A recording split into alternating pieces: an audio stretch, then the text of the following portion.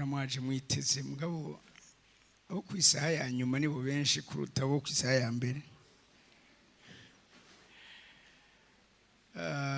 Mu mwanya juste nkuko nabibabwiye ngo mufate iminota itari myinshi kuya numve ko nkompresse cyo twari ko turarabira hamwe juste gatoya mugabo nini uyu munsi nkuko nabibabwiye gikorwa nyamukuru tuza gukora ni gikorwa cyo guca urubanza ku marembo y'i Babuloni, ni gikorwa cyo kwimikura icyo Imana itimitse kuko uyu munsi ni umunsi wo gusenga. Okay, baronse umwanya wo kuvuga uyu munsi natwe turafise umwanya wacu kuza kuvuga. Okay, rero dukoma amashi twicare gatoya mu mwanya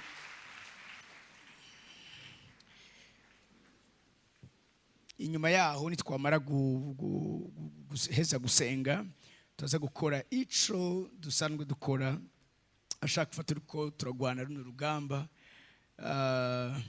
rwo gukirana n'ivyacu, dukiranira ivyacu n'ibindi. Tugene gatoya ivyashuro Yohana igice ca 18. Uyu munsi turavuga point ya gatatu, ico amarembo y'i Babuloni akora. Bwa mbere twarabonye ko igikorwa cayo no gushira hejuru abami mu ntumbero yo kugira ngo akomeze kugira influence ku buzima bw'abatari bake. Icya kabiri twarabonye yuko amarembo y'i Babuloni ikindi gikorwa cayo gikomeye no kudetekta kazoza k'abantu keza, ingabire z'abantu zidasanzwe kuko Satani nta ngabire atanga mugabo yiba abo Imana zihaye. Indoto zikomeye, abantu nk'ivyaka hano muri nosi inyenyeri. Muribuka Dawidi agiye kugwana rushe arahakwa guhasigara kubera ko ari umuntu yari afise intumbero yo kumusogota icumu. Bibiri ivuga ngo uyundi muhungu wundi aramubona uwo muntu aragenda aramwitanga. Mugabo biri kivuga ngo Abishayi, Samuel wa 2:17, maze abantu ba Dawidi baramurahira bati ntuzosubira namba kujana natwe mu ntambara. Somera ijambo rikurikira: ntuzohave uzimya itara ry'Abisirayeli. Ntuzosubira kuza ku rugamba udahava uzimya itara ry'Abisirayeli. Dawidi yari itara ry'Abisirayeli. Uyu munsi si Dawidi ahari, uyu munsi ahari wewe. Ni wewe tara ry'umuryango wawe, ni wewe tara ry'urunganwe rwawe, ni wewe tara muri kino gihugu dufise. Ivyawe ntibigarukira kuri wewe. Abantu babaye ubuzima bazi neza ko ari ivyaka hano muri nosi, barabizi neza ko babereyeho abandi benshi, babayeho kubw'abantu benshi. Okay, rero amarembo y'i Babuloni arondera ukungene azimya abo bantu nk'amatara, abo bantu nk'amarembo. Uyu munsi nibaza ko nico ngiye ku developa cyane. Abiri tubwira yuko inkomezi zurya mugore yicaye ku mazi menshi zihagaze ku maraso yabera agenda aranywa uko bukeye uko bwije. Uyu munsi tugiye kuvuga namaze kuvuga ibyashuro Yohana 18:17. Igikorwa cya gatatu aya marembo akora is controlling the sea and all activities that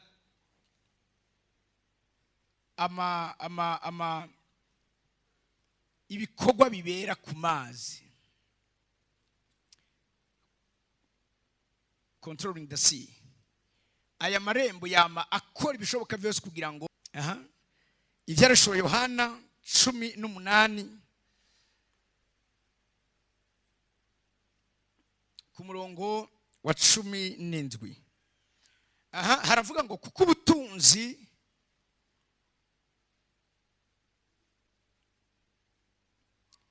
iki kintu ni mu kirundi avuga gute basoma gute? Kuko ubutunzi bugize iki?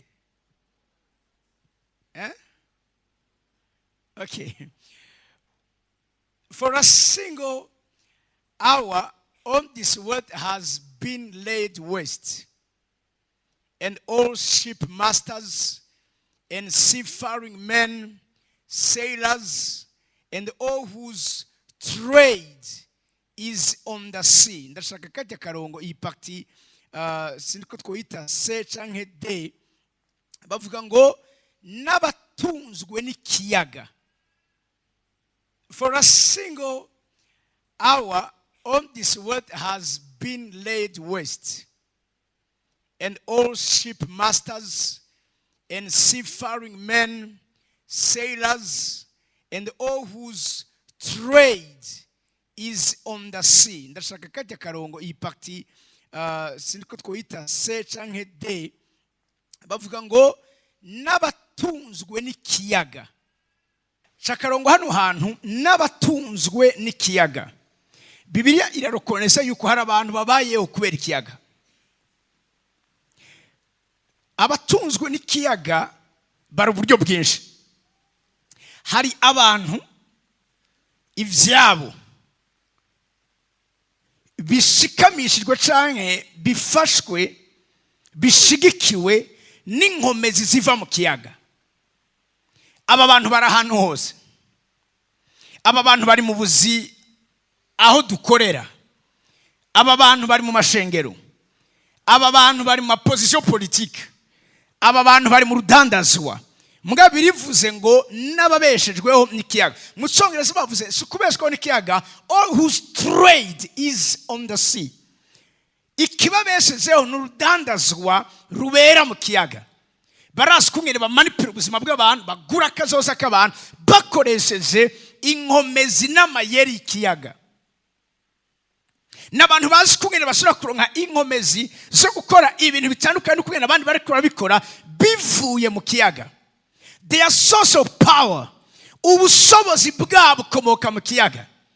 The way bakora ibintu bagaprospera, it's from the sea. Hari abantu hano muri nosi uyu munsi isi barokonesa nk'abantu bitwa aba influenceurs, but they are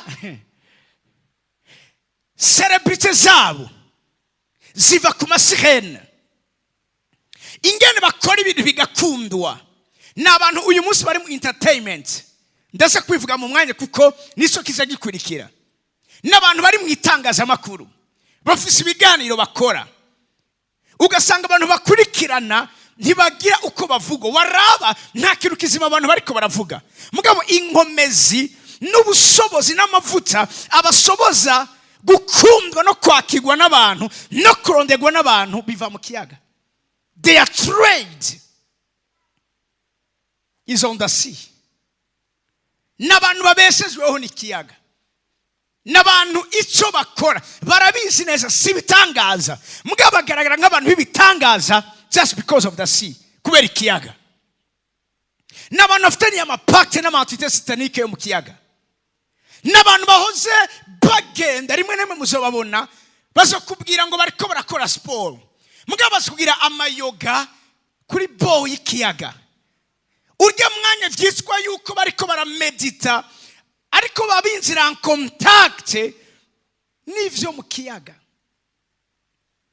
Abantu Bibiliya irabakarifye neza bavuga urudandazwa rwabo, ivyo bakora batunzwe n'ikiyaga. Ikiyaga nico gituma bakomera, ikiyaga nico gituma bemegwa. Azo kubwira ngo nzenda kunda kuza ku kiyaga, mugabe ico kiyaga bagiye gukora yiki. Hari umukobwa twese gusengera mu bugingo busaguse, imisi yose saa 8 yateza kuca avyuka, amademoni akamubwira ngo tugende duhurire ku kiyaga. Aho myo agenera kura ama inspiration bigatuma domina ku buzima bw'abantu. Hari abantu gushika uyu munsi batahura ivyabo n'amabanga, mugasi kubera ikindi kubera ikiyaga. hari abantu kuzirika inda z'abantu bikorerwa mu kiyaga, umuntu bikanga kapfa abonye n'ikoroka juste kubera ibikorwa bibera mu kiyaga. Rero amarembo y'i Babuloni afise gukontrola ibikorwa vyo mu kiyaga. Mu yandi majambo ariyo kugira ngo akorapore n'imyuka yo mu kiyaga kugira ngo babandanye bempoza ukuganza kwabo. Imana ishimwe cyane. Haleluya. Hari abantu babeshiwe n'ikiyaga, apara ko baroba, ariko kandi n'abaroba. Mu minsi Cesar wanyegereye arambwira yuko ashaka gutangura business yo kuroba. Turamubwira nturabanza usenge. Ntihumviriza bakubwiye ko abarovyi baronka amafaranga menshi bakora business yo kuroba, bajya bariko baravuga aba ship masters n'aba sea farming men and women. Ntujane n'ivyo kuko ikiyaga kirafise umwami wacu. Ntugenda ngo urakije ngo ugiye kuroba, uzogenda ubaze abarovyi. Pastor Edmond iwabo ni mu Rumonge, urafise amabanga menshi abarovyi. Ntibapfa kuroba gutyo nyene, kugira ngo batangure kuroba hari bimaze, hari amahitwere bagira kugira ngo bagire, kugira ngo bemegwe n'ico gicaniro cyo mu mazi. Rero we ntugenda ucuba ngo urumva ngo ndi umwana w'Imana ngo ndagiye ugiye muri territoire atari gwawe. Nimba ugiye vyuko udafite support kwiye, urashaka gutangara. Haleluya. Siriko muri ko muravyumva ababesezweho n'ikiyaga. Rero amarembo ndakeneye juste kunyarutse kubera kurumva duse umwanya munini yo kuza gusenga, ariko mumve yuko amarembo y'i Babuloni niyo akontrola ibikorwa byose bera mu kiyaga. Hari abantu kudanaza kwabo gutera imbere kubera bagize amapact nayo manti itari mu kiyaga. Biratahuritse, birumvikana, biriko biravugwa. Icyakane, amarembo y'i Babuloni afise kandi gikogwa cyo kugwanya inama y'ijuru igizwe n'aba bantu batatu ngiye kuvuga: intumwa, abavugishwa hamwe n'abera. Birivuga ngo yubase ishengero ku mabuye y'intumwa n'abahanuzi. Isengero ntiryubaswe kuba pastori, isengero ntiryubaswe kubigisha. Abo nivyo barafise bakora, mugabo urufatiro canke fondation y'isengero ni intumwa n'abavugishwa. Mugabo hari kindi n'abera. Haleluya. Dusomye ku murongo wa 20 harya nyene ivyasubira hano 18:20 havuga ngo rejoice over her, O heaven, and you sent apostles and prophets, for God has given judgment for you against hell. Nibikuhimbare wajuru namwe abera n'intumwa n'abavugishwa n'Imana, kuko Imana igicireko iteka igihora mwebwe. Siriko mubona ko bakoreze mu cyongezo bavuze hell. Hell ni kuvuga mani majambo, ntibavuze him, bavuze hell. Hell ni kuvuga ni wa mugore. Ya marembo y'i Babuloni, the great city of Babylon. Avuze ngo ico asanzwe akora nukugwanya abera, nukugwanya intumwa, nukugwanya abahanuzi. Arabizi neza yuko igihe cyose abavugishwa n'Imana, intumwa ndetse n'abera bariko barakora neza ijuru ryabazaniye, babera inzitizi uyu mugore. Nico gituma ico acakora nukubagwanya kugira ngo aronke. Mbabwira ikintu kimwe, uyu munsi hari ivyo tubona mwe mukibaza ngo nibisanzwe. Amaskandale menshi ari karaba ku bakozi b'Imana. Hano mu Burundi amadivorce yasaze kandi basigaye tuva normal. Bande abakozi b'Imana nibikorwa vy'uyu mugore yicaye ku mazi menshi, aico gisagara ca Babuloni n'amarembo yiwe. Ico akora nukugwanya abo Imana yasizeho mu rufatiro. Mugaye ijambo ry'Imana cyubwiye ngo Imana igiye kumucira urubanza. Kubera iki? Kubera ico yakoze mu gusesa amaraso. Birivuga ngo aborewe amaraso y'abera. Ku marembo y'i Babuloni hariho ibifise agaciro kurusha ibindi. Munkurikirane neza. Iyo aya marembo y'i Babuloni akoresheje umwe mu baja bayo, tuza kubabona mu mwanya, bivanye n'ibikorwa basanzwe bakora, bagasesa amaraso y'uwera w'Imana, amaraso y'uwera w'Imana cyangwa amaraso y'umukozi w'Imana, afise agaciro gakomeye cyane, kabaronsa byinshi batoshoboye kuronka. Ninga kurya nk'akarorero, inzahabu ifise agaciro kuruta na karorero impuzu. Siriko muri ko munanyumva? Amaraso y'abagorozi ku marembo y'i Babuloni afise agaciro gakomeye cyane kuruta ikindi kintu cyose. Cyituma uwakontribuwe, uwagize icyakora kugira ngo asese amaraso y'abera. Anguma cyamvuga n'ikindi kintu, niyo uwera canke umugorozi akorokesheje inda bivuye kuri aba ba agent bakorana n'amarembo y'i Babuloni, arabihembegwa cyane kandi akabidugirizwa amapete cyane.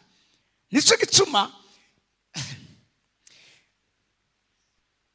hariho periode muzosanga abagore batwara amada muri ico gihe menshi akoroka. Ukazo kumama foskusi abaye menshi cyane, ni periode kanaka. Iki gihe aya marembo aba yarungitse abakozi bayo, kubera ko ikintu cyose bakora ku muntu w'Imana, icyo kintu gifite agaciro gashobora gutuma baronka byinshi cyane ndetse no kuduga amagrade. Nico gituma nk'ishengero, urazi Paulo ntihigeze areka kuvuga ngo musengera abera bose. Si kuko ubusavuga ngo musengera abera bose, kuko abera iyo bagize ibyago hari abantu bariko baraba promoted, hari abantu bariko baraduga kuzindi ngazi zindi. Rero amarembo y'i Babuloni mu byo akora harimo kugira icyo yonone kubijanye n'abitwa abera. Iyo inda y'umukozi w'Imana korera Imana ikorose bagapavena kuyikorora, ivyo bintu birahembegwa impembe ikomeye cyane gose. Nico gituma ndababwire nk'abantu b'imwemo, umaze kumenya ibi nizere ko ata muntu uzosura kubona vyitwa ko akorera Imana, vyitwa ko yakijijwe. Umugore wa afise inda aca agenda gutangura kuzara posta kuri Facebook no ku Twitter no ku Snapchat yerekana inda y'umugore wiwe. Nindi taraboneka bakaca bagerageza kumwe bayiboneka. Ntuzi ivyo uri kurakora, uri kurabamvute n'amarembo y'i Babuloni. Siriko muri ko muranyumva? Kusina tahu ingene vyagenze. Nivyo nyene. Gena ku murongo wa 22. Amarembo y'i Babuloni afise kandi igikorwa mu vyumve neza.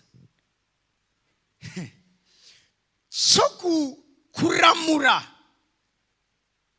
great artists, abartiste bakomeye. Hari abantu bacapa amatablo kandi agugwa amafaranga menshi, mugabo inspiration zo gucapa ayo matablo ari artistique, ari inspiration ivuye ku marembo y'i Babuloni.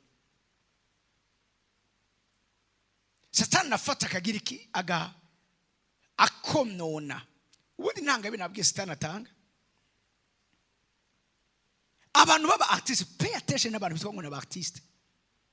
Kuko abartiste bava muri monde zibiri, bavyagwa n'amamatrice abiri, bava mu bitereko bibiri. Igitereko ca mbere ni Sion, igitereko ca kabiri n'amarembo y'i Babuloni. Iyo tubabuza kurimba indirimbo z'abapagani, nuko indirimbo z'abapagani ntiziba zivuye mu ijuru, ni indirimbo zaba zivuye ku marembo y'i Babuloni. Kumbuga kwa karembo ngo kararyoshe, ngo tugatambe. Mu miseze nagiye mbona umwana w'Imana, tewe akantu gatambe nani. Urazi icyo uri kuratamba. Nakurikiranye documentaire ya Michael Jackson. Jackson yafise icyumba cya undi muntu wundi yinjiramo. Icyo cyumba yashobora kugenda akamara iminsi 3 aryamye atavyuka. Mugabo yaba yatwawe ikuzimu guhabwa indirimbo. Yaza karimba indirimbo, abantu bakaja muri extase, abantu bakaja mu trance, abantu bakaraba. Sikumara hari concert Jackson igeze kugira muri Russie. Babaye obligé, yarageze ahantu ahagiye kugisha concert, bateze kutabubaka hôpital aho iri mobile. Yo kuzabugira iki kuza kwereyanima abantu. Ibi nivyo vyabaye no ngaha. Bamwe nababwiye n'ubudandaje. Brarudi izana uyu wenda mu exposer. Diamond Platinums urya n'umukozi w'amarembo y'Ibabuloni muri kano karere. Hariho nigeze kudelivera yahora zayo barahurirayo. Pakti imwe yiwiwe siwe. Hari abantu bagenda nunga nakiriye ka imeze gutyo. Umuhungu ari ngaha yakunda n'umukobwa wo ngaha. Mugabo arabwira umukobwa ati ngoma ndakubwira ukuri mugabo ukazo kwenduka kuvuga kazi kawe ntuzomeye ibyo guciki ati ukumbona igihande kimwe ndumuntu kindi gihande sindumuntu. Acaramubwira ngo none urazi ndakujana kwa apotre wawe. Ati apotre Keve turamuzi niwe wenyene yoshora kumbohora mugabo naho myene ndatinya kubwa amasezerano yabaye. Kumusaga. Muriko muranyumva? Diamond araje kuri ETS Kamenge. Uwo munsi abakozi barirukanywe ibintu vyabaye. Harambwira ati no hari kirere. Abantu bari bose baracitsa abasazi. Abantu batangura gutora ibidaje babikubitana. Kubera iki? Mbabwira ikintu cyitwa musique kiri spirituel. Gushika uyu munsi nta mu inventeur bazi w'umuziki. Ariko umuziki wavuye nivyo Isiyoni kuko no mu byo Rusiferi yarasandwa akora nta mu yafise kuvyinjiramo. Yarafise uburyo bwo gucuraranga no kuririmba iyo technique ntiyayitaye. Ige yakoroka yarabikorokanye. Niso mu bantu uyu munsi ari karakoresha cyane kugira ngo agire influence n'abantu bitwa ba musicien. Urega cyazi ibintu byitwa ngo music industry management. Ndashoye kubivuga no kuri kamera ndashoye kubabwira. Mwabaririmbyi pase wowe urumva wowe nturimo. Nabandi ivyo bintu ngo vyama industry, ivyo bintu vyama management. Mukaza kubakotse n'abantu badakijijwe. Kugira ngo mudandaze kuruva ngo dusaka ngo umuririmbyi agira agaciro bigenze gute? Kwa karonsa amafaranga. Agaciro k'abakozi Imana s'amafaranga. Uru n'urudandazwa. Iyo turiko turakorera Imana iraduha ivyo dukeneye vyose. Numva mbere imeze neza.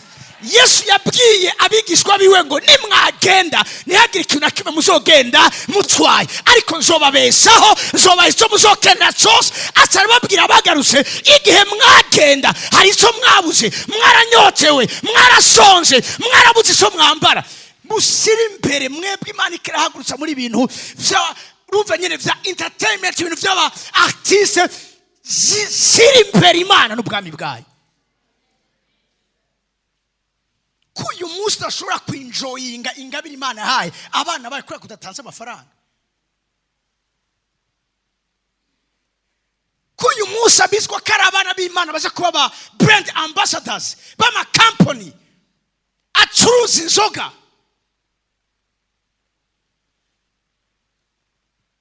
Kubera amahera n'uyu mugore ari karabikora. Raba kino kintu. And the sound of the harpists and musicians and flute players and trumpeters will be heard in you no more. Aba bantu n'abamizise bakomeye. Raba mukiri ndavuga ngo ntihazokumvikana ukundi muri wewe izwi ry'abacuraranzi. Muyandi masamu Imana yaza gucira urubanza amarembo y'Ibabuloni. Abo Babuloni yahora ishira hejuru. Uyu munsi birose cyane ukeneye kuba umusana akomeye, ukeneye kuba umustar akomeye, genda upfukamira amarembo y'Ibabuloni baragwica ukeneye cyose. Their fame kumenyekana kwa biva ku marembo y'Ibabuloni. Kandi baririmba indirimbo kumva kiyo ndirimbo wefumva nyene hewe abantu bose nico basavuga ngo ngira trendinze ni hit. Uyu mugore ni mu hit maker. Arazi gusira hejuru abantu bakora amahiti. Mugatwebwe nicura abantu bakora kwikena amahiti. Abakuze ngana ntavyo bari kubarumva.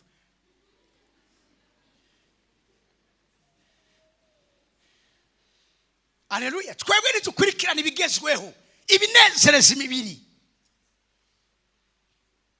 Uyu munsi ni murabe urudandazwa rusigaye ruhari rukomeye cyane. ni mu bintu by'indirimbo, ni ibintu by'abaartiste. Uyu mugore ni wari nyuma yabyo, kandi arasiga amavuta abantu biwe. Arasiga amavuta abantu biwe. Benshi yarabenteresheje, nawe babwira vuba pasi. Barkeri bahoze baririmba mu nzu y'Imana, ba Mariya Kare bahoze baririmba mu nzu y'Imana, ngo akagasiro we ngo karamara nane, baheza kuzitama gacaja gusambana, cyangwa bakara barasambanywa za Mayimuna n'abandi. Kubera iki? Uyu mugore. Pay attention n'izindi, iyo tubabwira reka kuri indirimbo ziri mu nda, si kubera ikindi, turaza amabanga, kuko nta kintu na kimwe gikogwa kidafise aho kivuye.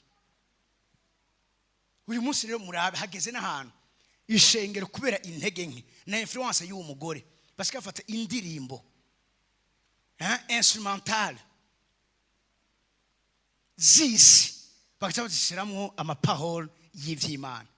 Ubwo n'uruvange. Ku marembo y'ijuru, ku marembo y'Isiyoni hariho instrumental, hakabaho n'amajambo ari bwo butumwa, ariyo message.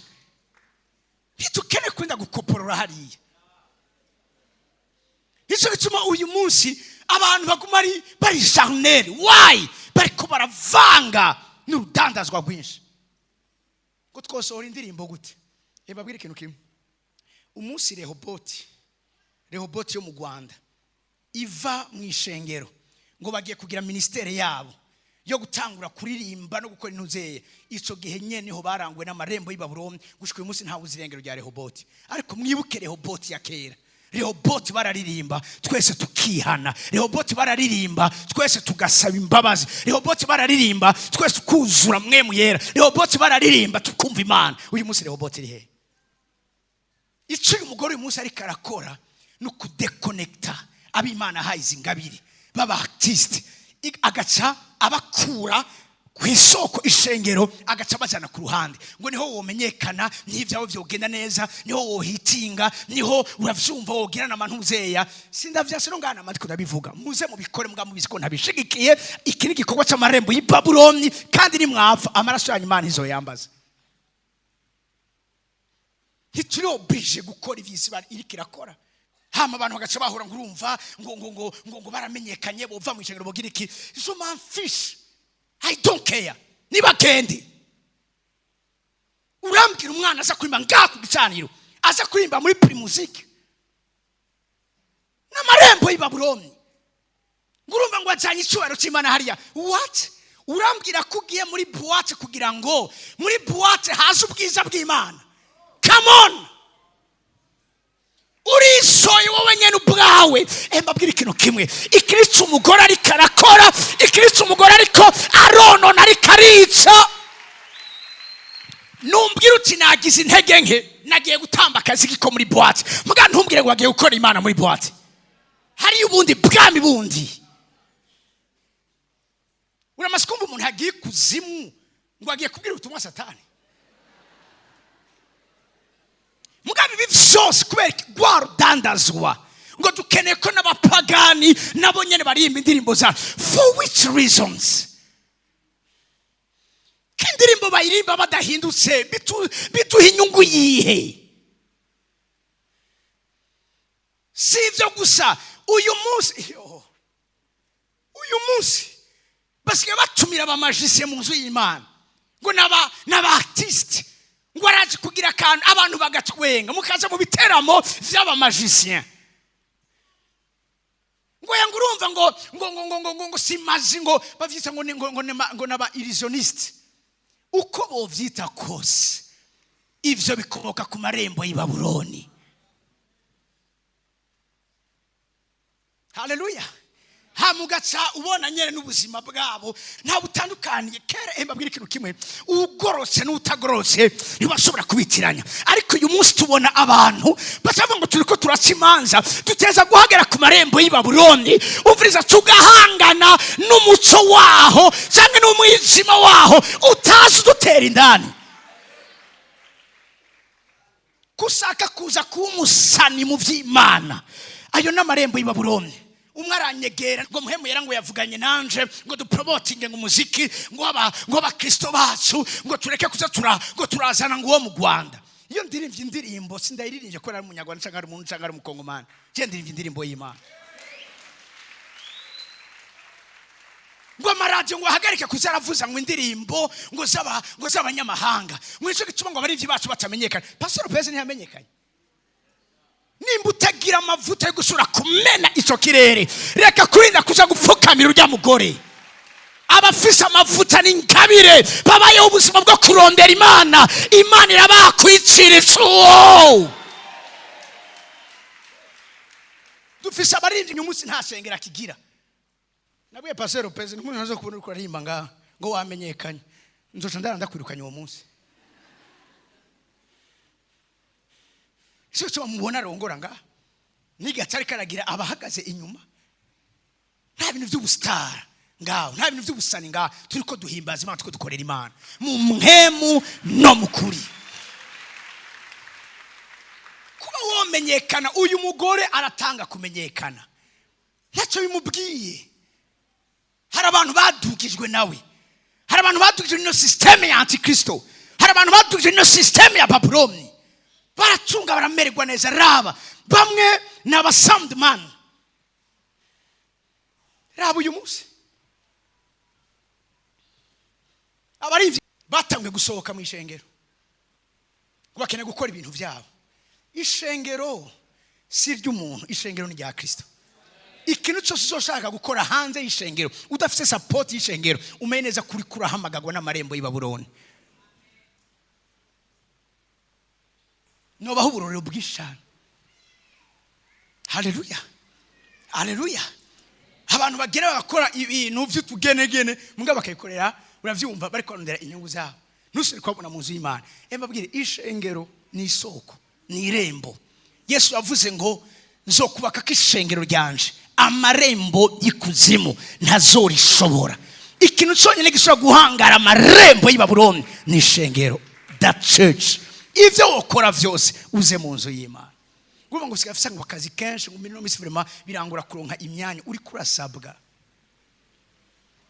Mwabagwiza tunga muri ngaha, sinase ko mugira amanama n'ibiki, mugabo gira imyanya mushira ku ruhande, gira imyanya yo kwambara amagunira, gira imyanya yo kuyerera, gira imyanya yo kwereka Imana ivyo muri ko murakora. Kuko ni mwagena ngo muri ko murakompeta n'abandi bo bafise inronge d'avance kuri mwebwe, kuko bobo deja baramaze kudandaza imishaha yabo kuri uyu mugore. Sikubwo busa Paul avuga ngo twaguzwa amaraso y'igiciro. Mani majambo amaraso ashaka gutuma umuntu agugwa.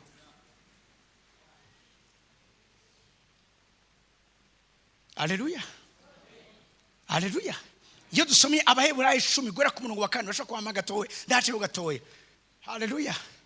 Bazotwanka bazogira iki mu minsi heze, hari byadutse kandi byadukanye ne mu bana b'Imana ngububare ngo bw'abakijijwe banywa ngo imiruturutu.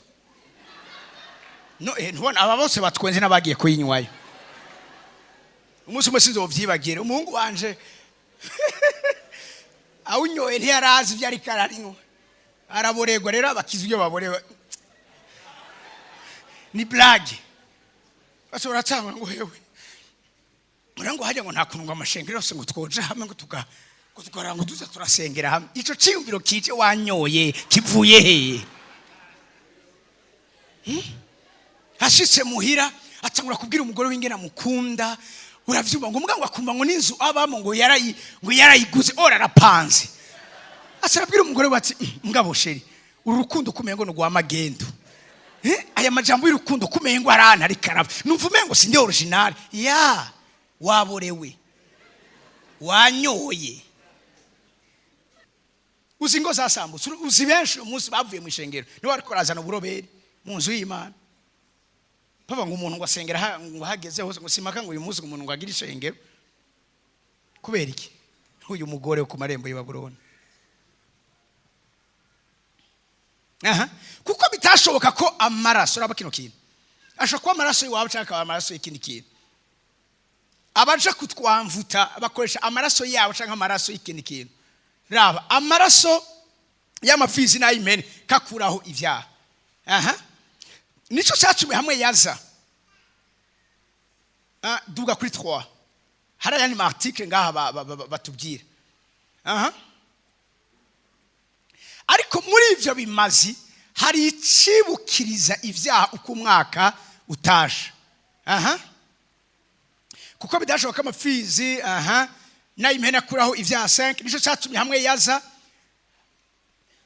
mwisi avuga ati ibimazi n'amashikanwa ntiwabigombye ariko wanteguriye umubiri 6 ibimazi vyoshejwe bidasonoye ibimazi vy'ivyaha ntivyaguhimbaye 7 mpera ko ndavuga nti ndaje mu muzingo w'igitabo niko byanditswe kuri jewe nzanywe no gukora ivyo ugomba mana murumva ko Yesu nubwo yaje hari ibindi byari byabaye propose yavo Haleluya ibi nivyo bitangwa nk'ingwate ku buzima bw'abantu benshi kwera uyu mugore Haleluya Haleluya muriko muranyumva turafise umwansi akomeye muri kino gihe tuza kugwana nawe amen kumva z'umwanya iyo ni 5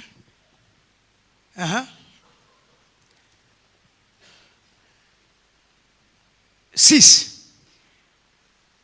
ibijanye n'ubuvuma gatoya umurongo 23 abartiste muri ngana n'abagomba kuja muri muri monde ya art mwavyumvise ivyo umugore asaba ukimva igituma mu nzu y'Imana hari ubwiza bw'Imana tutacumva kumbesha nta mwanya bagifise bafise umwanya kuja kurondera ingene bakora amahiti bafise umwanya wo kwirirwa ku maradiyo ngo bariko bagira ama promotion ariko bibagira ko promotion iva ku Mana ngo nukwidandaza ngo muri kino gihe ngo utidandaje ubwo ico kintu cyitwa udandazo usuzume neza biriko birava ab'Imana irazi kungene ibahagurutse ibamenyekanisha kandi kanabubahisha Haleluya Haleluya ku murongo 23 and the light of a lamp will shine in you no more, and the voice of bridegroom and bride will be heard in you no more. For your merchants were the great ones of the earth. Abadandazi biwe canke abakora ivyo kudandaza kwiwe babaye abantu bakomeye mwisi. And all nations were deceived by your sorcery. Mwavyumvise? Ibijanye vyitwa uburozi, witchcraft took origin in the Babylon. Amamfutuma satanic nahandava Babylon. Mu Kirundi havuga gute? Kandi ukumurika kwitara nikugisubira kubonesha muri wewe ukundi. Nico gituma bita abastar. Abastar. Inyenyeri itwaye umuco n'igitwazi cy'umuco. Iri si izina ry'abapagani. Ini izina ry'abera. Izina tulisangiye n'abamarayika. Biri biti inyenyeri zo kwijuru mugabo kandi abera b'Imana nibo birivuga ngo abashikanye benshi guruka bazokwakaka nk'iki nk'inyenyeri. Ngawumva satani y'Amerika aragira iki ni mu contrefacteur. Ukumurika kwicara ni kugisubira kubonesha muri wowe ukundi kandi izwi ry'umukwe n'iry'umugeni ntigisubira kumvikana muri wewe. Ngo bavuge kino kintu hari abantu kuronka amamariage yabo barinze kuja gukonsulta abapfumu. Nubarakuri tumviriza ushaka usanga barakuroza ngo tugende hari umuntu ushaka kubigukurako hamurongogwe kandi ega bararongogwa. Sitanazi guconnect agaca kuronderera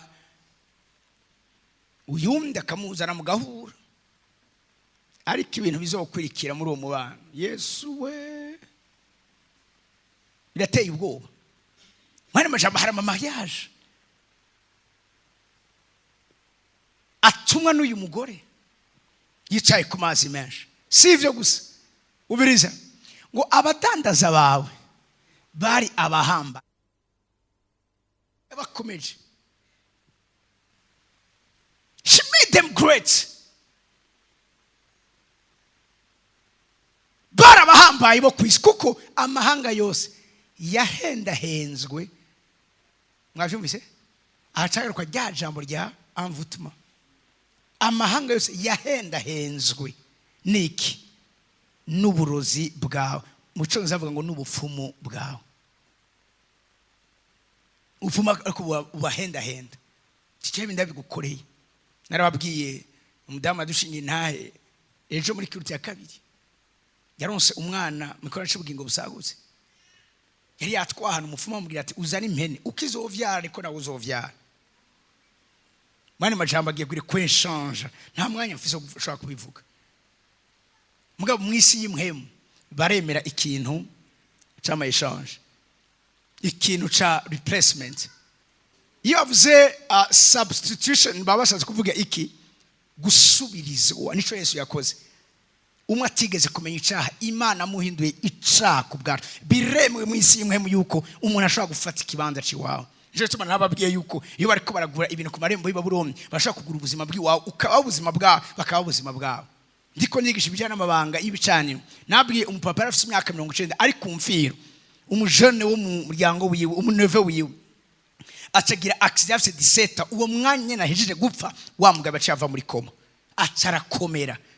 Nabwiye hari ibintu mubirabina aho muca mubona ko hariho ibikorwa byo ku marembo y'Ibabuloni.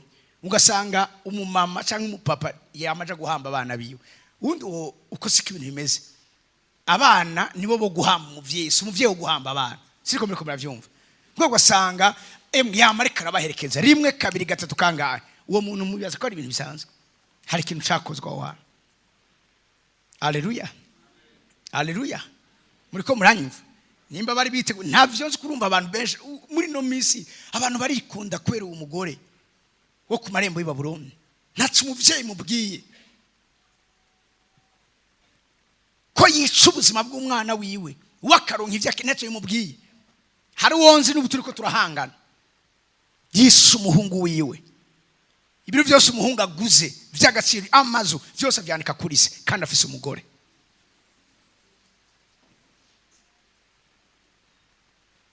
Umuhungu yaramupakiyemo yuko ateza kuba umutunzi nka ziranotse. Mbwa akavuga ngo igituma bidakunda n'umugore wiwe asengera ngaha kijijwe. Kabwa ati genda usengere mu Adventiste. Mbwa nusho gusengera hariya bagira ama deliverance kubera iki aya mabanga tumena arabashikiye. Umunsi naco bivuze umwana ko asambura akaba ubuzima buri uva muri vagabond naco yimubwiye kubera uyu mugore ku marembo y'Ibabuloni. Nimba ari byo bariko barakwifuriza bimeze bityo uyu munsi twaje kugira ngo dushure kuvyanira mu izina rya Yesu. Ibyo bakora nta na kimwe ndaza kubabwira mu mwanya ndacicaye mu mwanya ngo mpaguruke. Haleluya. Haleluya. Sitwe tugiye kubanya tuboroga birivuga ngo abadandaza biwe barakiborogera baraborogera ibide. Sitwe tugiye kubanya tuboroga nibo bagiye kubandanya baboroga. Ikirori kizosubira kubarizwa mahema yacu mu miryango n'igisubiri wa mu izina rya Yesu. Turi barubura kigongo mu izina rya Yesu. Hallelujah. Hallelujah. Ngo amahanga yabaye deceived by your sorcery. Kabwira ati ingo ndakwereka uko ibintu udandaza ntuhombe.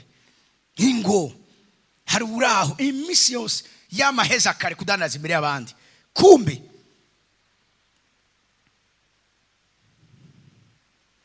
nivyo aba yagize.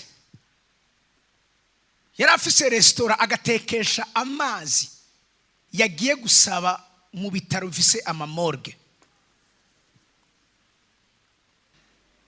Musu umuntu mwaramwegera pana yegera umuntu restaurant mugiye atoya mbwira ibanga. Bigena gute ngo abantu miso tudandaze wowe hejeje. Yarambwiye atarakantu banza kugira. Inyana zitekesha amazi baje koza abantu bapfuye. Ati nawe nimbuga ushaka uraza. Nico gituma abantu hama bazi wawe. Wabonye amahanga yabaye deceived yahendahenzwe n'uburozi bwawe. Gerageza kugura imashini 2007. Imashini nkoresha nakoresha ibyo ama montage byo ma video. Nagiye kwigurira umuhindi. Uwo amahera meje kumuha. Nagiye munakuye mu makeya cigana inyuma y'umuryango. Hari akantu k'agasitatu k'inka yicaye gakozwe muri argent. Camona aragiye arafasha amera avuga amajambo atsarashirako arasura avuga amajambo Camona aragarutse ugatanga igituma ari bo bafise urudandazwa aha mu gisagara barazi kungene baterekerera imana zabo kugira ngo baganye amafavere ku mana zabo nawe twakubira ngo tanga ibimaze ngo hera ngo abapastori b'ikigiye ngo nta kindi no ivyo tuko turakora mu nzu y'Imana ntitubikorera abantu naho umubiri abona kumenga bikoreye umuntu ngo bifise impact spiritual.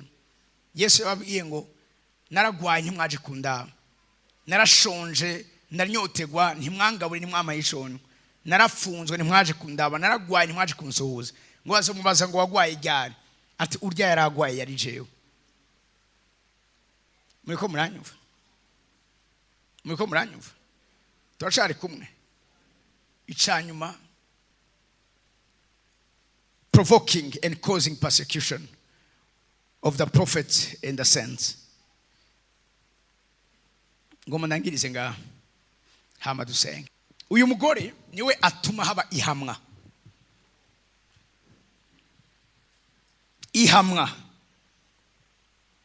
y'abantu b'Imana kubera ko ofete y'abantu b'Imana bari kubaricwa y'abantu b'Imana bari kubara baratotezwa birivuga ngo anywa amaraso aborewe amaraso yabera mu Kirundi ibyashobora Yohana 10:6 kandi mbona uwo mugore somera rimwe kabiri gatatu agize iki aborewe amaraso yabera n'amaraso y'abashingiye ntahe ivya Yesu. Mwavyumvise ndamubonye birantangaza ndumigwa gose ntakindi ari karumdera ico anywa n'amaraso yabera n'amaraso abashingira intahe ivya Kristo. Haleluya.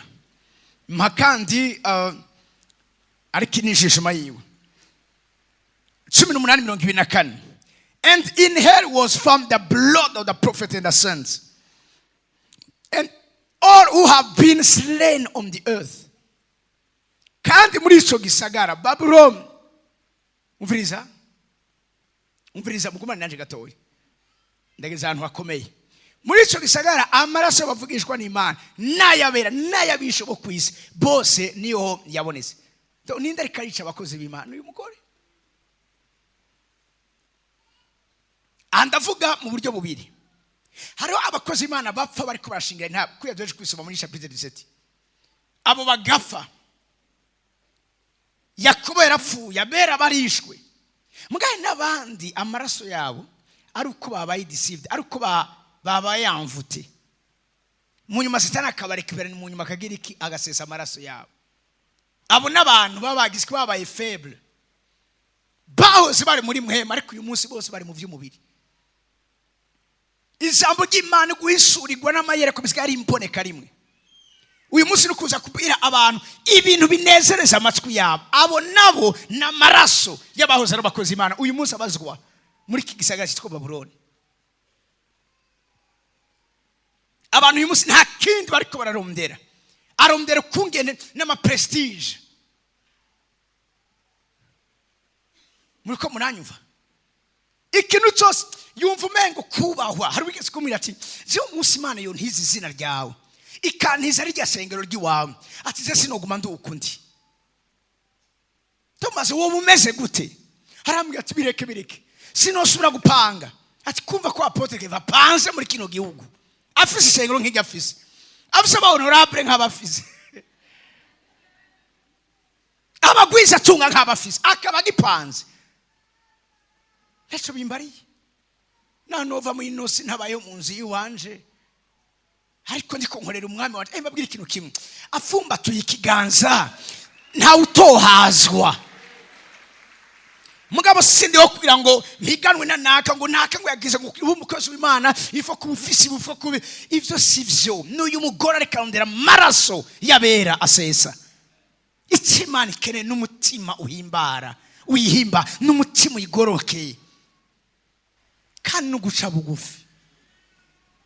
Muriko muranyumva Imana ikagushira hejuru yisabe guca bugufi. Hari wavuze ngo aho ubuntu bw'Imana buzokwinjiza hakomeye, ikizowakuzigamira n'ubwizigigwa. Haleluya. Ndaza abakozi Imana ngaha kumusaga bishwe muri ubwo buryo. Hari uraho yaraje kubi ngatangura kubwira abakristo ngo bwira mugenzi wawe ngo apotre arakumbuye isosi y'inyama, ngo mubwire bagaca babwirana ngo nzana igiseke. Rero igiseke ciki cyo gutanga amafaranga y'isosi y'inyama y'umu apotre. Agera ahantu nta kindi rasigaye avuga, n'abakomeye bahuye n'ivyo yariye n'igiciro c'impuzu yambaye. Inyuma yahagera ahantu aravuga ngo hari urugeze umukozi Imana agera ko ngo atabagishobora gufasha abakene.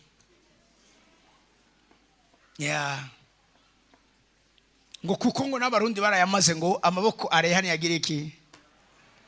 Uyu munsi amaraso yiwe abazwa muri iki gisagara c'i Babuloni.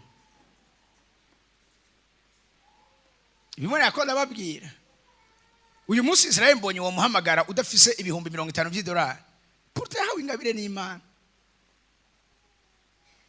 Mana yandi Imana mw'itsina rya Yesu abo nkeneye bakomeye nzobavyara ngaha, nzobahagurutsa ngaha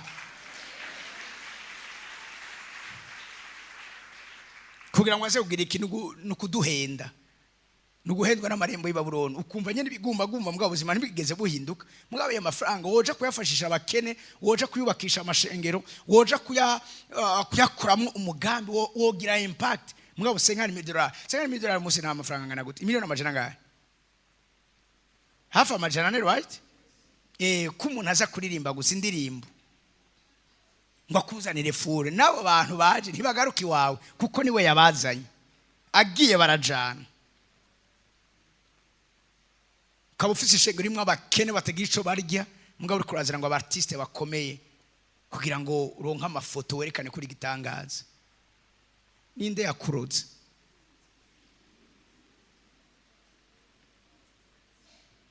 Haleluya.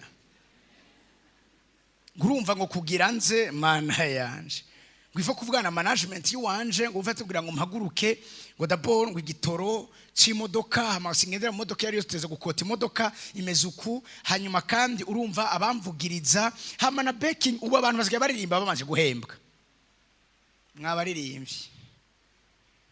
Mwabaririmbyi ndahari ndiko ndabaraba guke baye wawe nde.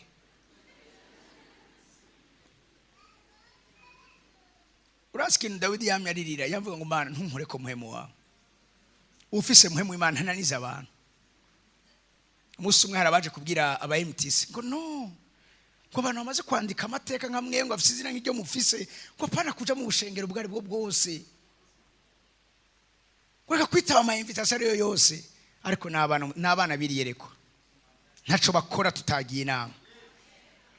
Nico gituma uzobasanga mu Cibitoke cya Rugombo, uzobasanga mu Kinama, aho babarondeye bose bafise umwanya baragenda. Kubera iki? Barabizi neza yuko nabavuga butumwa. Kanatsinda muri bo bamwe n'aba evangeliste, abana bakozi b'Imana. Ngici ikintu kizoduha preeminence, ubudahangagwa n'utoyete ku marembo y'i Babuloni kuburyo udashobora kuba influence. Ubaye icamamare muri simple. Ni wibukiye wavuye. Ntube nawe wo gusesegwa amaraso muri iki gisagara c'i Babuloni. Haleluya. Haleluya. Ndangize kuno murongo Luka 11:47 ndavuga mpagaze. Hanyuma inyuma yaho mwitegure rero tugomba tuje ku rugamba. Cyawiruka ngusura mu vyagezwe igice c'indwi imirongo 3 ya mbere niho numva tugomba twugururire hamace dusenga. Mwarakoze kuza muri no minsi ntiduhejeje tugira volume 3 ya marembo. Amen. Haleluya. Haleluya.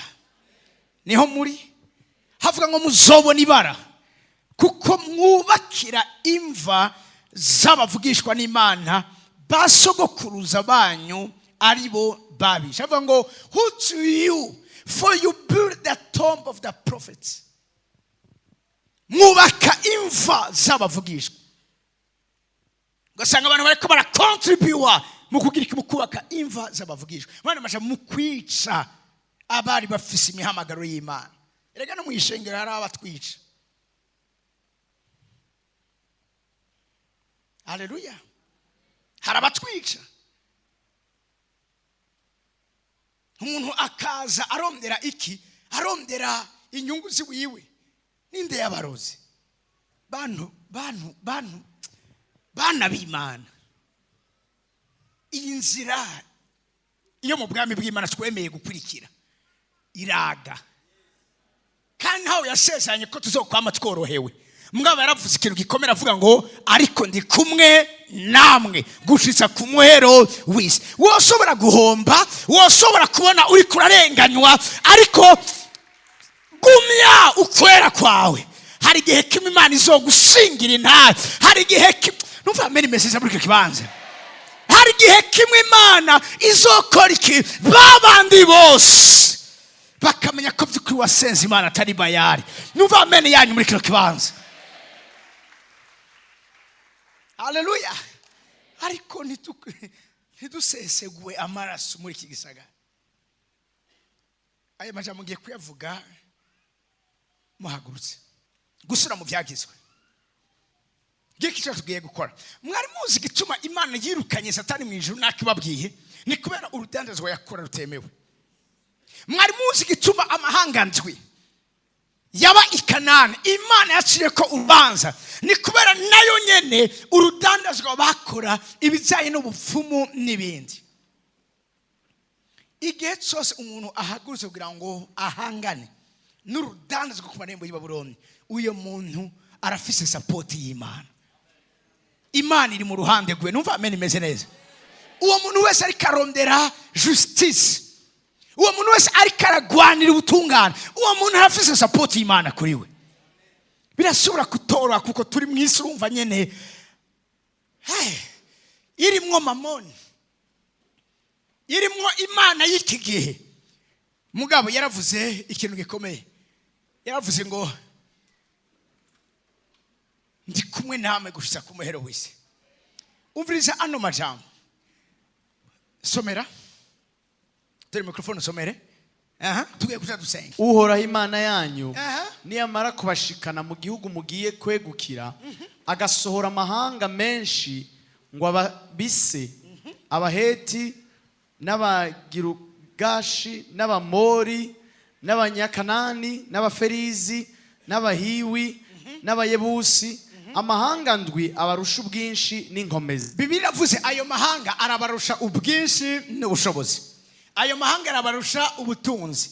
Abo duhangana nabo si jewe ndabivuze, baraturusha ubutunzi, baraturusha ivyubahiro, baraturusha amakoneksyon, baraturusha kuko urudandazwa barukoze kuva kera. Twe turiko tuza kubakura aho bamaze gufata. Barafise ibyo bamaze gushikako, barafise ibyo bamaze gukora, barafise ibyo bamaze kwimika, barafise ibyo bamaze gutangura kuba bariko barashiraho. Ariko ijambo ry'Imana rivuze ngo ayo mahanga nubwo abarusha ubwinshi n'ubushobozi, ayo mahanga muzoyirukana kandi azobabisa. Amen. Iyo amen hishitse ngaho imbere. Amen. Iyo amen hishitse ngaho imbere. Amen. Haleluya. Haleluya. N'abafise kwemegwa gukomeye, ariko Imana iravuze ngo azobabisa ayo mahanga. Umvise umurongo wa 2. Kandi Uhoraho Imana yanyu niyamara kugabura mu maboko yanyu, kubagabura mu maboko yanyu. Ngira umuntu ari wawe ngo uyu munsi Uhoraho aragiye kubagabura mu maboko yacu. Naturusha ubwinshi n'ubushobozi, ariko Imana iracira urubanza iravuga ngo muragiye kubatsinda, ndagiye kubagabura amaboko. Numva amen imeze neza. Haleluya. Abarundi bavuze ngo ushikiwe n'ingwe agira iki? Aravoma. Twe ntidushikiwe n'ingwe, dushikiwe n'umuremyi yaremye ingwe, dushikiwe n'uwaremye ijuru. Numva amen imeze neza muri cyo kibanza. Aravuze ngo nzobagabura amaboko yanyu. Mugira iki? Mubatsinde. mera tushumura handi wawe ati uyu munsi nibijanye n'intsinzi gusa. Intsinzi gusa. Uyu munsi nibijanye n'intsinzi gusa.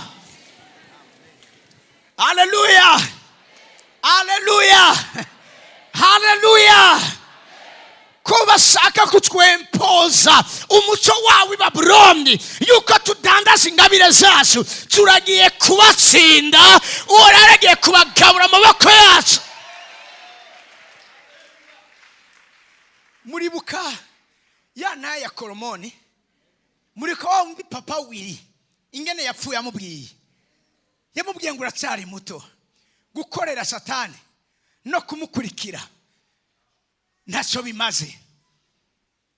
Tiraba ingene ndangije. Hari abakinyi benshi muri mwe nariko ndababwira bagiye bakinisha imizimu y'abandi bajoweri bapfuye, abandi bakene bagasuka amazi bakwimaka mu magozo kugira ngo babriye mu kibuga. Uyu munsi benshi nibimuga, uyu munsi benshi bagina ku mashezi round kubera ko Satani nta rukundo agira. Mu mwanya utakimufitiye akamaro aragucira. Gena mwitegereze iherezo ry'abantu bose bakoze bibi, mwitegereze iherezo ry'abantu bose bahoze bariza abantu benshi, mwitegereze iherezo ry'abantu bakurikiye Satani ingene barangije. Twebwe ivyashije ibyo namandiko ndavuga Pastor Edmu, bitangura birura bikarangira biriko birasosa. Abakorera Satani nawe bitangura bisosa bigahereza biriko biraro. Mbarese umuhereza ati uwo wihishemo iki? Bitangura birura bihere bisosa cyangwa bitangura bisosa bihere birura?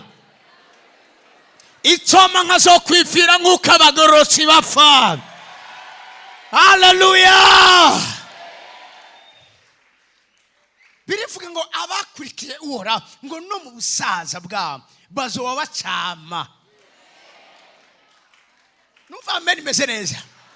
Ivyo gukenyuka barondera ku marembo y'i Babuloni, harabo bacumye bakenyuka, ariko uyu munsi tuje guca urubanza yaba wewe yaba abawe yaba bagukomokako. Ivyo gukenyuka birabaye desactive. No mu busaza bazoba bacama, bazogira ubukame bwinshi n'itoto. Mucaza ngo they still bear fruits in old age. Dr. Deo, this is your portion, this is your promise. No mu busaza bazoba bacama, bazovuga ngo they are ever full of serpent green. Bazoba bagifise uburyo.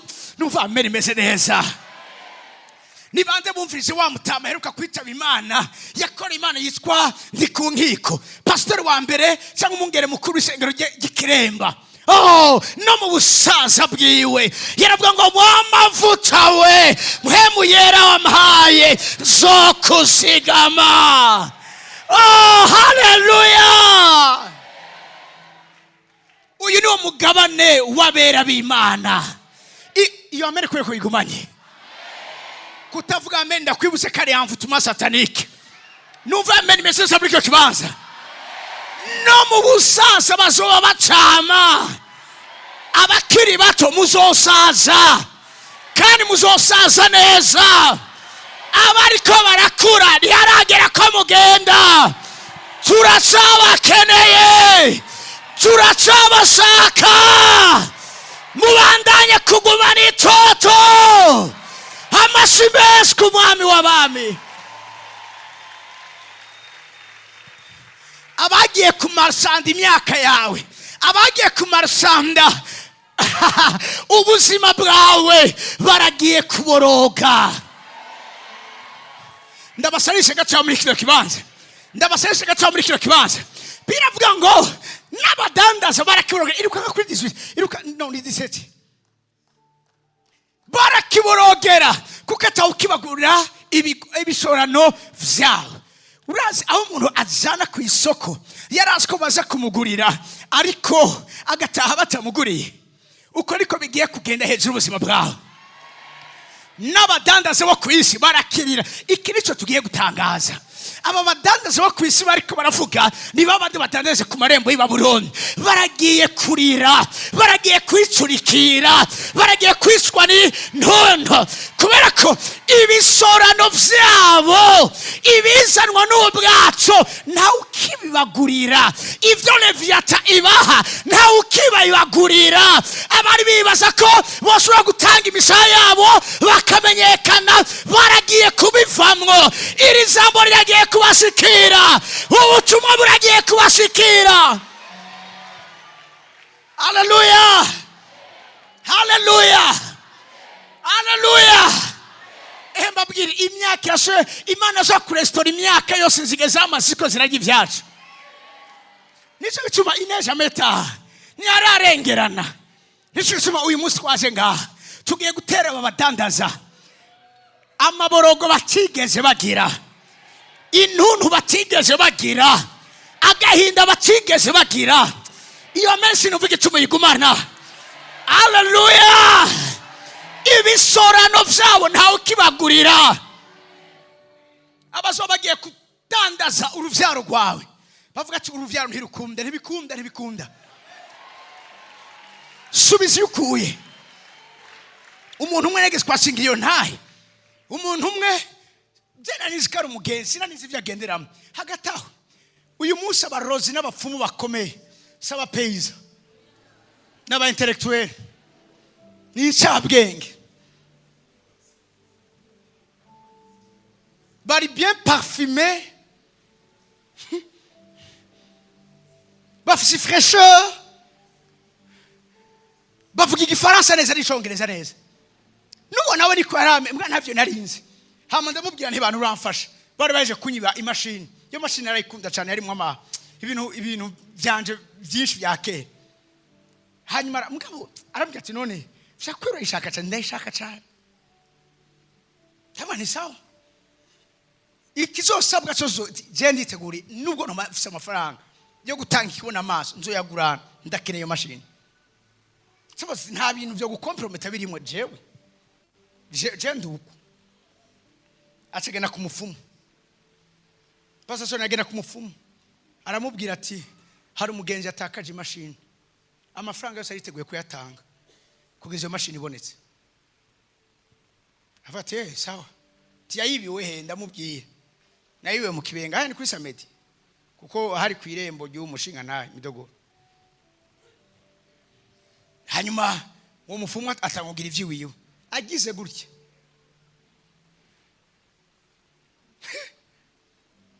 Ashama ngo ndakubaza ikintu kimwe. Uyu muntu ngo uzanye ngaho uramuzi. Yatego ndamuzi n'umugenzi. Vyakwe uramuzi umuntu. Ati nagomba kugira inama. Ntage nahandi hantu uja ndahatswe gupfa. Ati uyu muntu arateye ubwoba, mpaswe kwicwa ndamuzira. Nuvo munayimeye gutoma umuntu barantelefone arambwira ngo mbwire ishuri. Ndi umukozi w'Imana. Ngo yayi ngo byose ndabizi. Ngo mbwire ikinduri. Ntushaka kubwira ikindi. Ndi umukozi w'Imana. Ni none kwe kuri kurabimbwira. Ngo atuhure tuvugane. Atarambwira ati nagiye kumfuti ingene umufumu yajugumiye. Yumvise ari wewe. Washiva ngo bwabundi ngo ntidusanzwe.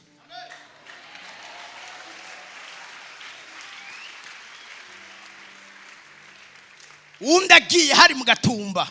Uwo mufumu nawe nyene namusenge. Baja kumurogesha mu Gatumba. Uwo mufumu agize aratangura kugira ivyo agira. Acobona bata guta amaserikeye amasandugu angana n'umuryango wiwe. Cyangwa ati hamwe wobandanye urondabwira nabi uyo muntu afise undi muntu wundi amushigikiye, undi muntu wundi bakorana, undi muntu wundi. Ataraza arambwira ati bwa bundi ivyo tubwira n'ukuri. Oya umviriza. Naho umunyantege ufe gusa kuri musi w'umutamana nacu zoba. Mugabo ndakeneye kukura umfashe gutabara abandi. Numva mene abagiye kumfasha gutabara abandi. Numva mene abagiye kumfasha gutabara abandi. Haleluya. Amaboro gasubire iwabo. Haleluya. Muriteguye ko dukubita tutababariye? Are you ready? Muriteguye? Barabikoze turahora bibaza ngo duhanye nabo gose. Ariko riba ngo nzoguhana mbishize imbere y'amaso yabo uko bikwirikirana. Haguruka ku maguru yawe. ngingene tugiye kubikora biri simple. Uraza wabayamvute, urazi ibyawe kumene byagenze, barakwangaje, bagutandukanye n'umuryango wawe. Haleluya. No, intebe nimba wikuraho n'abantu urazi mwe narimwe iyo ndikunda koreka gobe nibi hahora haza ari intumwa ziza kugira ngo ziburagize ibyo tugiye gukora. Abo nyene nibo mpereye ko mu izina rya Yesu Kristo bafata umuriro wa mpemu yera mu izina rya Yesu. Haleluya. Nta kigiye kutubuza guca urubanza. Haleluya. Muriteguye? Kandi umviriza sijengiye kugendagiye kukurongora, ni wowe ugiye guca urubanza.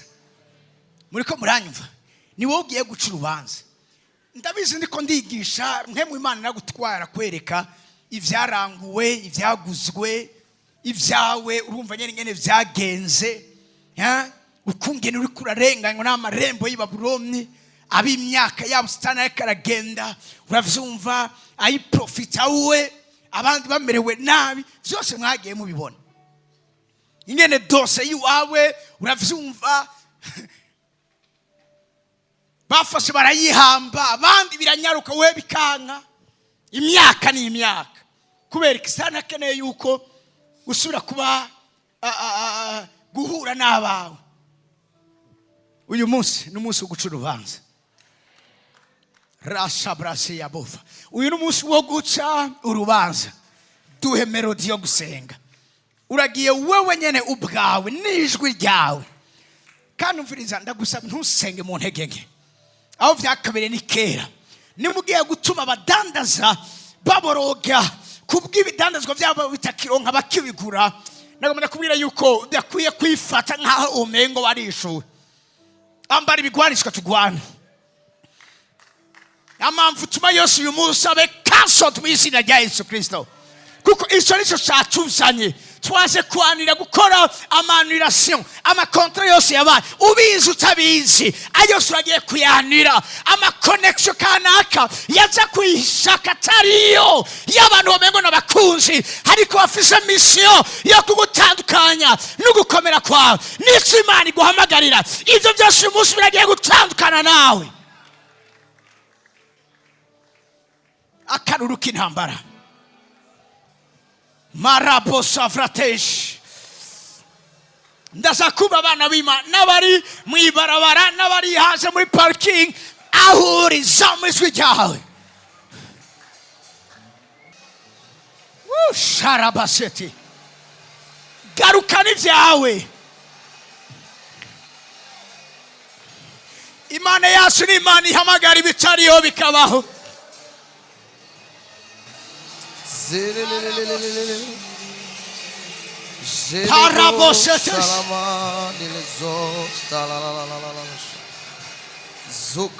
Ibidandazwa byo mu mazi, abashigikiwe na Leviathan, Behemoth hamwe na Ziz n'ayandi maentite y'antiapolike.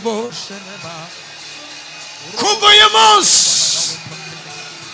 uyu munsi bimenyekane Imana yo gusenga iyo ariyo, Imana yo kwizera iyo ariyo, Imana umuremyi w'ijuru n'isi iyo ariyo.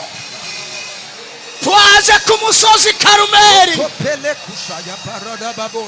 umuriro agiye kwisurisha umuriro.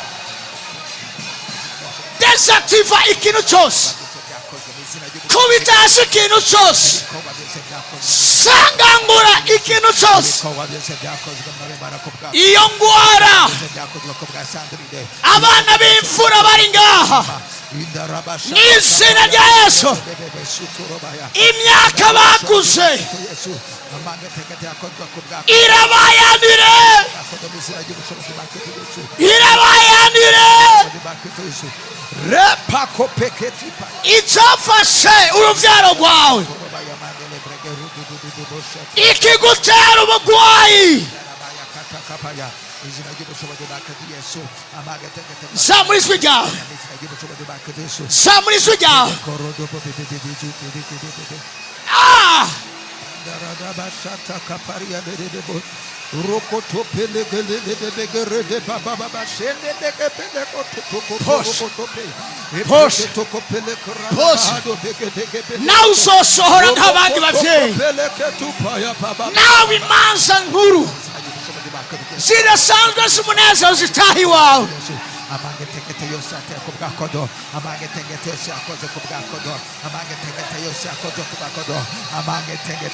Ijwi ry'impundu n'agakiza ritahe mu mahema yawe. In Jesus' mighty name.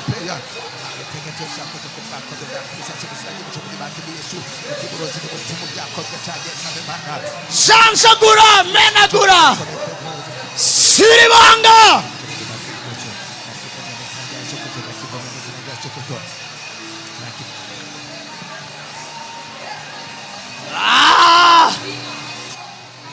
Sarabates, Pakarabade, Zoribaramates, Maratosipodos, Sobra Katane,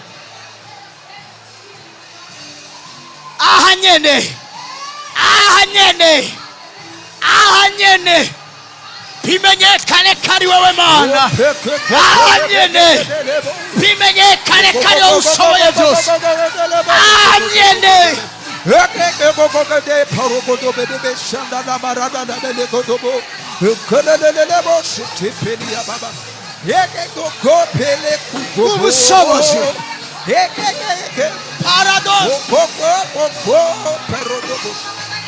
Now bizokongera kubuko byabaye. Now bizokongera kubuko byabaye. Ko bakoresha inyenyeri yawe. Ko bakoresha inyenyeri yawe. Ndavyanse. Ndavyanse. Uwawe boswe. Uwawe ari mwibohero. Arekugwe. Arekugwe. Arekugwe. Umuriro. Umuriro.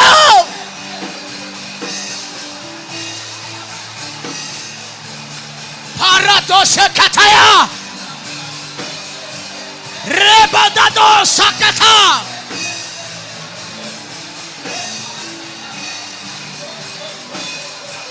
Umuriro. Umuriro. Ikitavu ekumana. Ikitavu ekumana.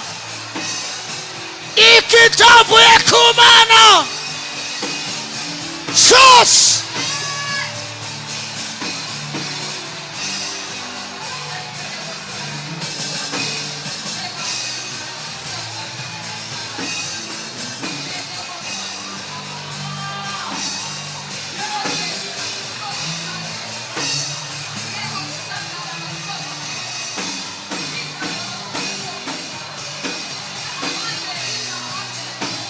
Yiyerekane.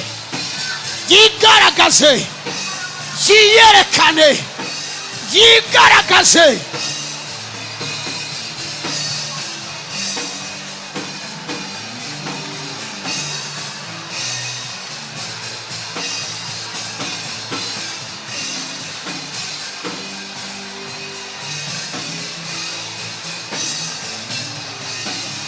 Igicaniro cyose cy'umubiri. Igicaniro cyose Satani. Sambuka. Sambuka.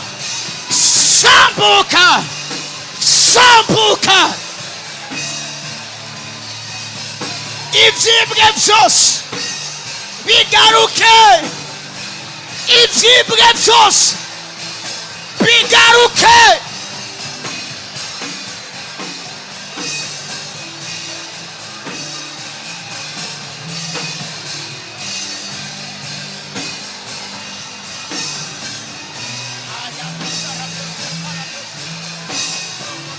Kapaka merezo proseva sakarababade maraso basekataya. Desactivez a mamvutuma yos. Desactivez a mamvutuma yos. Desactivez a mamvutuma yos. Desactivez a mamvutuma yos. icyitwamvu kimwe cyose kibe desactive. Abakoresha inyenyeri zawe uyu mwanya mu izina rya Yesu Kristo bavyakwe desactiva. Abicaye ku masezerano yawe, abicaye ku rubyaro rwawe, abicaye ku muryango wawe, abicaye ku kazi kawe, abicaye ku ngabire zawe, parazobadesa ubunyene urabagawe maboko yacu, randura sangangura.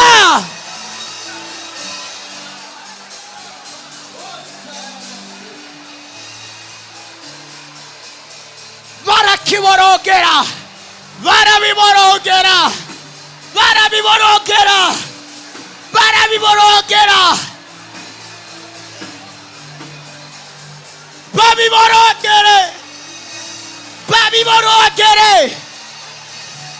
nawe ugiye gusura kubagurira icyishe umubiri wawe, nawe ugiye gusura kubagurira icyicwe imyaka yawe, amagara yawe, icyubahiro cyawe, inyenyeri yawe.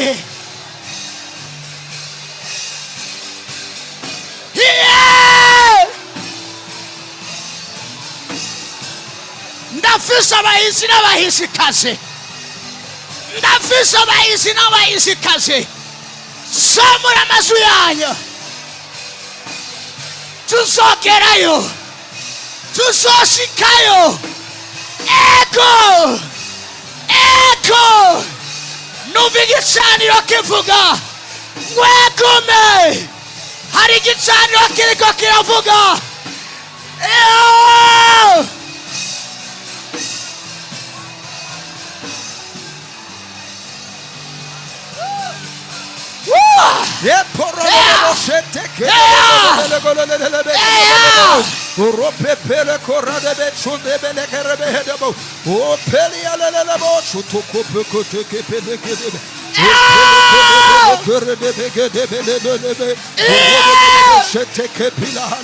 intare yo mu muryango wa Yuda, umunyago wo ku gishitsi cya Dawidi, uwo yaranesheje.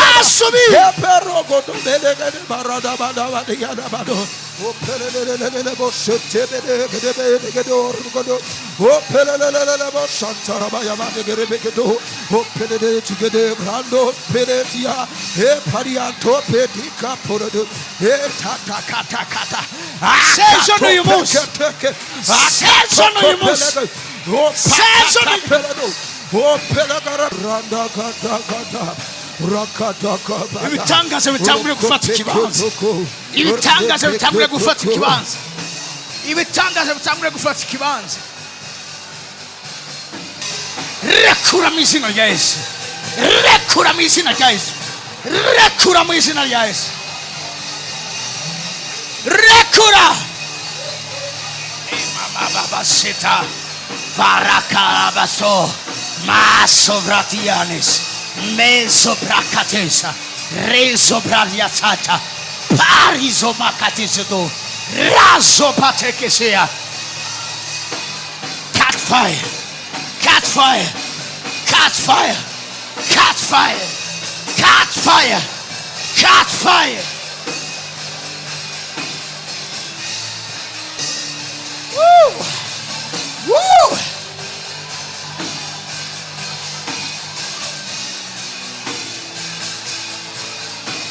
Sangangugwa. kirakamvomvotse kirakamvomvotse cya gisagara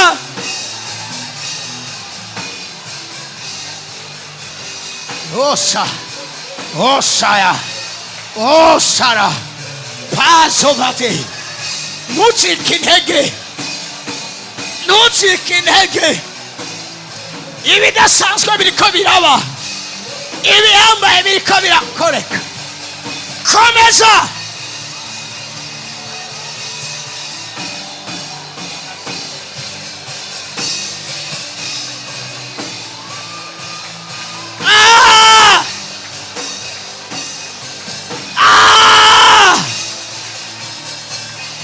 parasotaye yabasaramade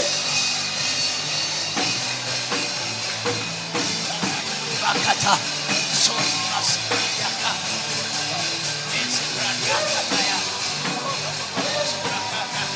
uyu munsi uwamateka masasa abana ba ugendera abana ba ugire neza abana ba ubakureka isoni cy'amato giterega mw'izina rya Yesu Kristo roboseteya uyu ni umunsi w'intsinzi uyu ni umunsi w'intsinzi uyu ni umunsi w'intsinzi ekome ekome ekome ekome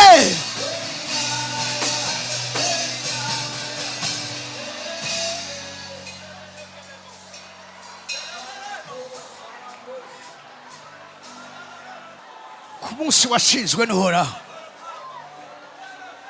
ku munsi washinzwe n'uhoraho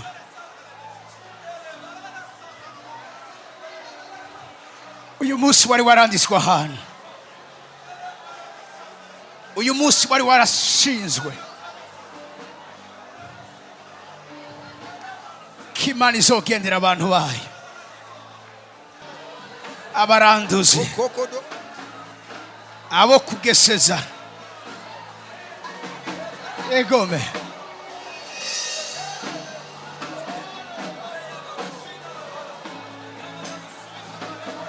imanza ziwe n'iz'ukuri saba agacere gato saba agacerere gato tukiri muri iyi muhemu nyene ndakugore wowe wicaye uhaguruke gatoya ikintu cyose coba cyaratanzwe ku marembo y'i Babuloni hari abatangiwe amafaranga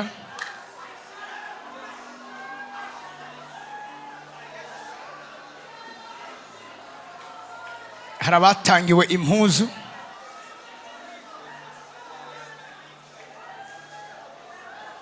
warabuze iyo mpuzu ariko abashaka kugira nabi niyo batwaye ku marembo y'i Babuloni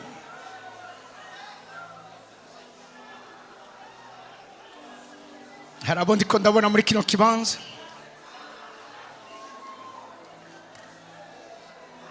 juste bagiheza kubagirira pedicure bafashe inzara zabo nizo batwaye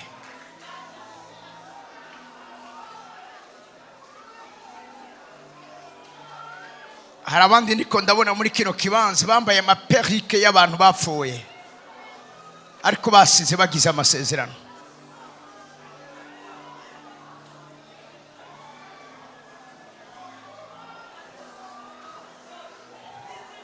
hari abo ndiko ndabona igihe baje ubwa mbere mu bihe byabo menstruation agahuzu ko munsi bari bambaye ntako basubiye gusubira kubona abari baraguzwe bose ku marembo y'i Babuloni bohoka mu izina rya Yesu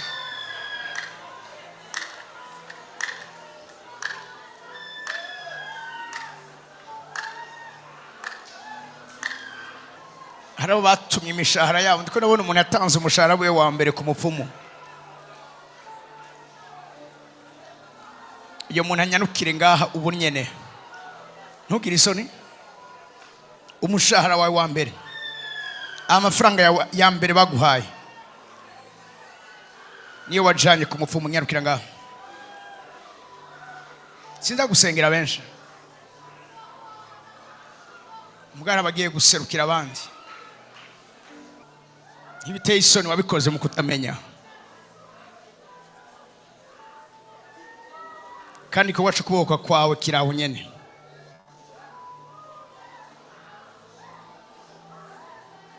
Hari abandi bantu nziko ndabona muri kino kibanza, uruzogi rw'umwana wawo wa mbere ruhejeje ku ajya ruva ku mabara kugabira ntavyo nzi, aho wari warushize wararubuze.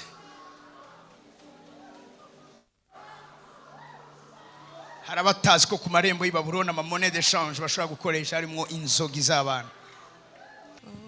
Ivyashuwe Yohana 16 umurongo w'indwi niho tugiye kurangiriza. Wumve ico gusenga kwawe kwakoze, kandi mugiye kandi kubibona. Listen,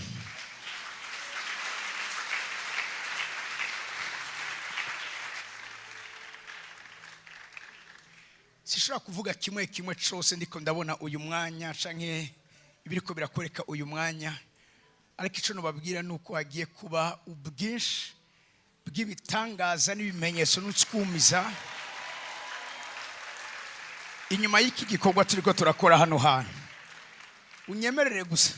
Unyemerere gusa tuzogira volume 3, uzoba waronse ntahe uzohizana, nta kinda gusaba. Haleluya. Ngiki cyo gusenga kwawe gukoze, numva igicaniro kivuga kiti, igicaniro kigicaniro doje kubaka ahantu, numva kivuga kiti egome. Mbwira umuntu rero ndi wawe umbwire ngo igicaniro cyamaze kuvuga egome. Kuco wari kurasengera, kuco wari kurasaba Imana, igicaniro cyawe cyamaze kuvuga ngo yes, egome. Mu yandi majambo, it is done. Icya kabiri, Mwami Imana ushobora vyose n'abakiro kintu, amateka yawe nayukuri. Mu Cyongereza avuga ngo true and just are your judgment. Mu Gifaransa avuga ngo tes jugements sont véritables et justes. Urubanza Imana heje guca hano hantu rugiye kuba juste kandi rugiye kuba véritable. Ikigize ubuzima bw'iwawe, icyo bahora batwara bakaronka umwene bashaka kukwamvuta, kuva uyu munsi bazovuga ngo iki kintu ntibikunda, uyu muntu ntibikunda ko tumwamvuta, akazi kiwe ntibikunda ko tukamvuta, uruvyaro rwiwe ntibikunda ko rubamvute, abiwe ntibikunda ko tuwahabwa. Muri bukaya ntaye ya Koromoni yatabawe n'amasengesho ya nyina wiwe, bagiye gusuzuma amaze gusanga amaraso yiwe hari isengesho, hari igicaniro, hari igikorwa cyakozwe mu buryo bw'impemu, bituma ivyo bari baje gukora bavuye Congo Brazza, bavuye muri Kenya bidakunda. Ukuri ko nta bigiye kugenda hejuru ubuzima bw'iwawe.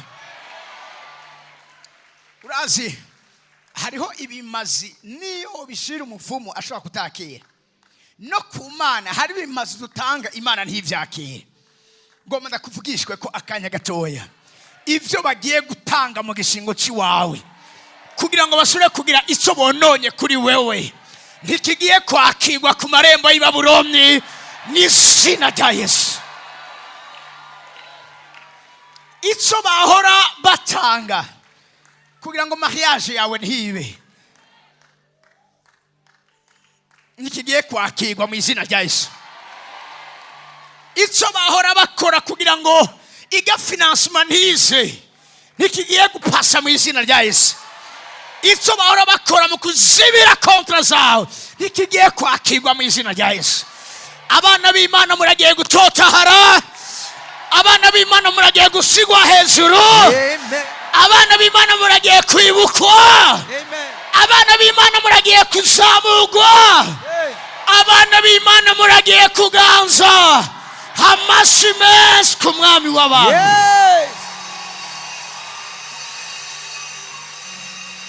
Kuva uyu munsi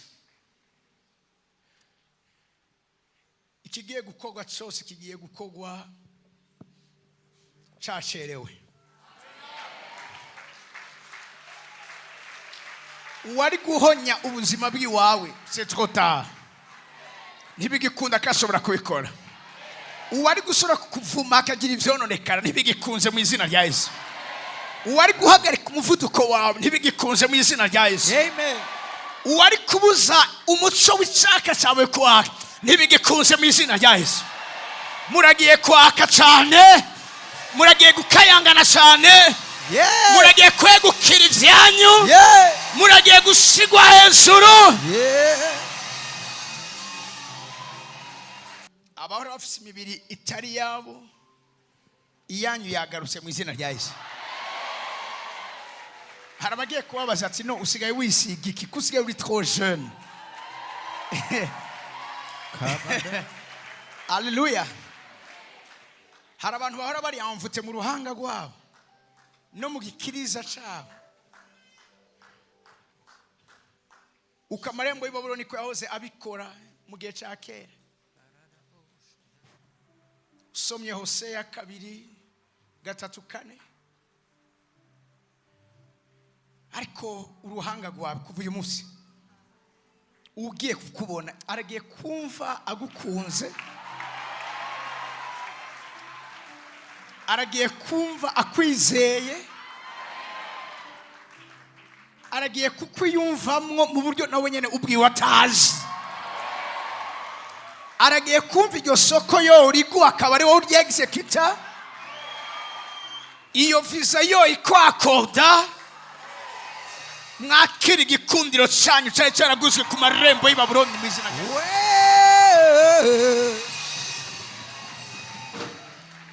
ijwi ryawe n'ivyiyumviro vyanyu uhoraho bitwara bishikane kure.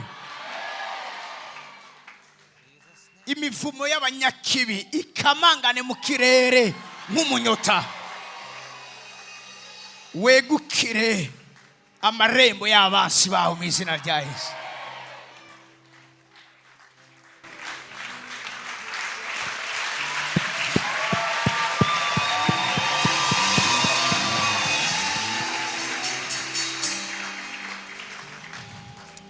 Kadangize kuno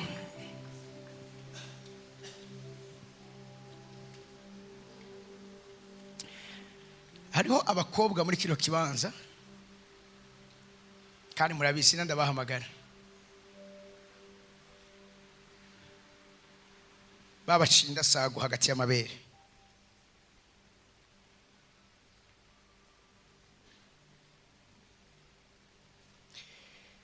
Hosea 2:2 avuga ngo nimwiburanire. Abana nabo bajanywe na bamama wabo mbwa ngibi vyabaye. Mwiburanire na nyoko, nimwiburanire kuko atari umugore wanje nande sine umugabo wiwe. Nakure ubushegabo bwiwe umviriza hehe ahantu habiri mu maso hiwe no mu bumaka bwiwe abukure hagati y'amabere yiwe. In this part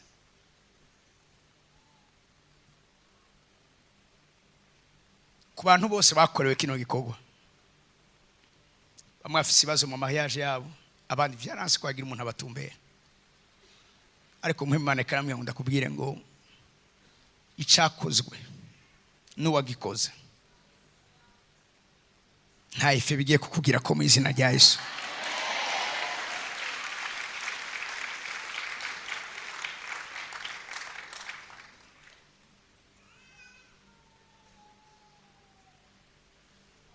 Hallelujah. Mutayitse ibiganza byanyu imbere y'umwami. Yashaka kubahezekira cyane biseke cyo dutangiye imazi vyacu. Nabwiye ku umunsi urazi ibihe nk'ibi nibihe cyo dushikanira Imana bimaze kugicanira. Turi abantu bimwemu. Dawudi yaramenye neza kugira ngo Imana ikureho urubanza yacira igihugu arongoye. kabiza gutanga ikimazi gifite ico kimukeheje. Bari bamugabiye amashamvu kwa Arawuna. Baravuga sinoshikanira uhoraho Imana yanje ibimazi ataco binyeheje. Ikimazi ni iki nico dutanga ifatanye n'ubuzima bwacu mu buryo bw'ifatika, amafaranga, ikindi kintu c'agaciro, umuntu mbere kugira iki yo gushira ikimazi ko ahari gicaniro ziza kuba ikimazi, atakimazi nta gicaniro. Meje kubasengera cyo dutanga bino bimazi byacu, hama tugende turaba ivyo uhora hagiye kure ubuzima bwacu.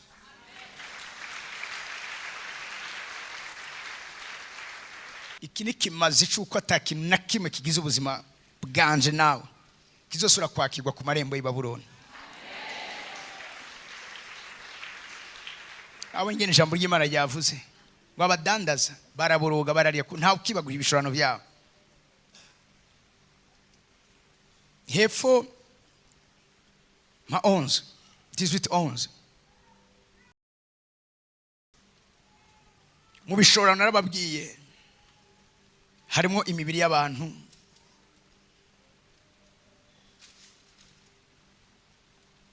kuma icongereza gusa n'abadandaza bo kwisi barakirira barakiborogera kuko atawukibagurira ibishorano byabo biza no mu bwato mbiriza ibisosa inzahabu n'ifeza n'utubuyenge maragariti impuzera nziza n'izinyambarabami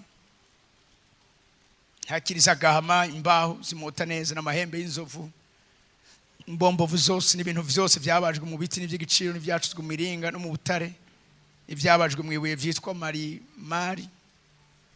13 ibisosa byitwa madarasine, imbazi, senga, vino, amavuta yerayo fisesetse neza,